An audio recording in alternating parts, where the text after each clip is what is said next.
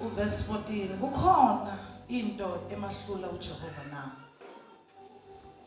Hallelujah. Kukhona yini into emahlula uJehova na. Kokholwayo ikhona into ebingenza uNkulunkulu ahluleke. Imessage yokuqala esithola ku chapter 15 ukhuluma kuye ngesimo sengelosi. Uma ekhuluma uNkulunkulu uyamtshela uthi weAbrahama awuphume kulezwe okulona ngoba le message ihlukile. Le message izothinta into yeminyaka kuAbrahama benosana. Le message izonyakazisa izinto esekuhlala isikhathi eside zingenzeki beyifisa ukuthi zenzeke empilweni yakho. Ngabe weAbrahama ninosara kukhona into emahlula uJehova na. UNkulunkulu lebesihamba naye. Bazalwane sinemthandazo esesiyenzile iminyaka. Sinemkhuleko yokugula kweminyaka. Kodwa kukhona nabekungamhlula uNkulunkulu ukuthi alaphe leso sifo. Uthi makakhuluma kuJeremiah athi mina uNkulunkulu wenyama yonke kukhona yini ongahlulayo na. Ngamanye amazwi uNkulunkulu uzothi uma ukholwa kokholwayo kukhona nomahlulayo uNkulunkulu. Bazalwane kokholwayo akahlulwa lutho uNkulunkulu. Akukho kwahlula uNkulunkulu kokholwayo. Ngenkathi thina masimkhola uNkulunkulu bazalwane ukukholwa ifana nomuntu otshala isihlahla sakhe. Athi masaka sitshalile umuntu isihlahla into ayenzeleyo yena uyachelela ngaphezulu. Isihlahla into eyenzakalayo ngenkathi echelela yena ngaphezulu impande zesihlahla ziyaqala ziyajula into eziyenzayo ziyanaba ziyosimama. Ngenkathi umzalwane eziveza ukukholwa empilweni yakhe uyaqala uyajula ezintweni zikaNkulunkulu. Ngenkathi sijula emthandazweni usujula ekholweni kunalento eyenzakalayo thina sibona ngoba sukhipha ithelo zokholo.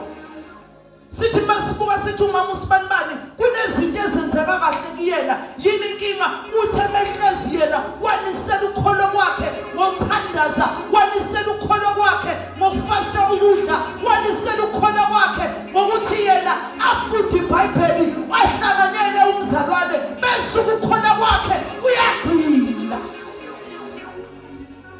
Ngenkathi igcina ukholo kwakhe thina sizoqhamuka sesizokhithela.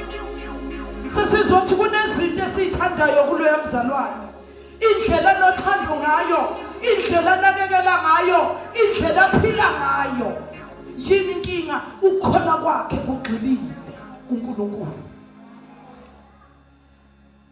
Wena ngaphakathi uyinisele wena ngokukholwa ngaphakathi uyinisele wena ngomthandazo uyinisele wena ngokuthi ufunde izwi likaNkulunkulu.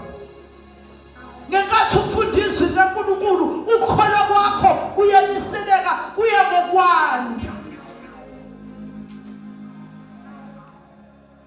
Simfica umzalwane kushintsha indlela yokukhuluma. Akakhulumi ngoba khona into ayibonayo ngamehlo. Bazalwane ukukholwa akusiyona into oyibonayo. Lithi iBhayibheli uma sikholwa ukukholwa ngokuqiniseka ngezinto ezingabonwayo ngamehlo enyama. Ukukholwa lokho bazalwane. Ukholwa asikholwa ngoba seshintshile umntanami eseyekile izinto ezibhedayo azenzayo kepha ngikholwa ukuthi ngelinye ilanga uzoshintsha naye. Ukholwa bazalwane akusho ukuthi yonke into senginayo. Ukholwa bangcwele athi kwenzeke kanjani. Ukholwa ngaso sonke isikhathi kunikeza abantu umbuzo othi kwenzeke kanjani. Ukholwa wabazalwane ukholwa sikholwa lapho singazi lutho ukuthi noma uzophumelela sikhulekelayo. Bazalwane ukukholwa kufanele thina besingeke simkholo wethu uNkulunkulu. Lithi iBhayibheli yena uthembekile. Ekuthembekeni kwakhe ulindele mina ukuthi ngimthinte ngokukholwa.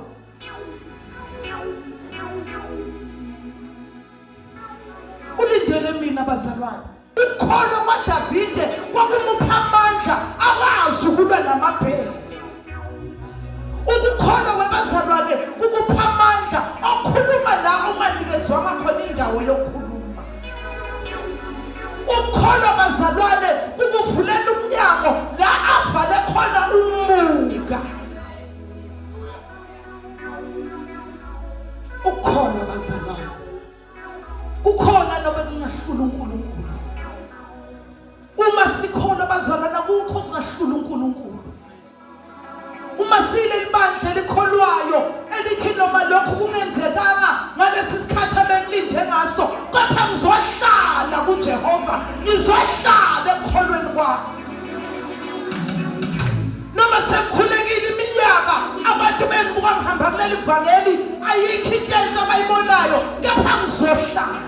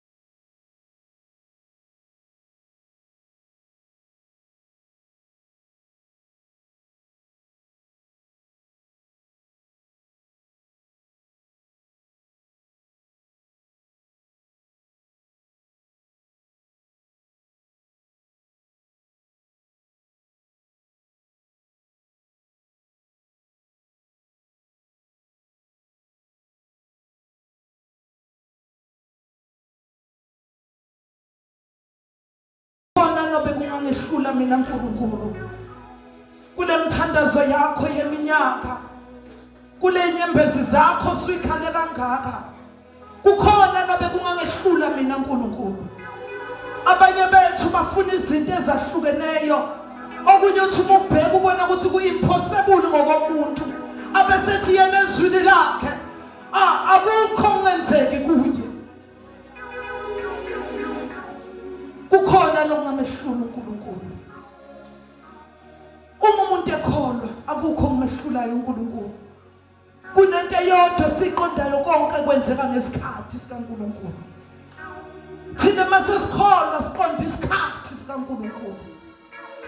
Kunezinto ezibekelwe isikhathi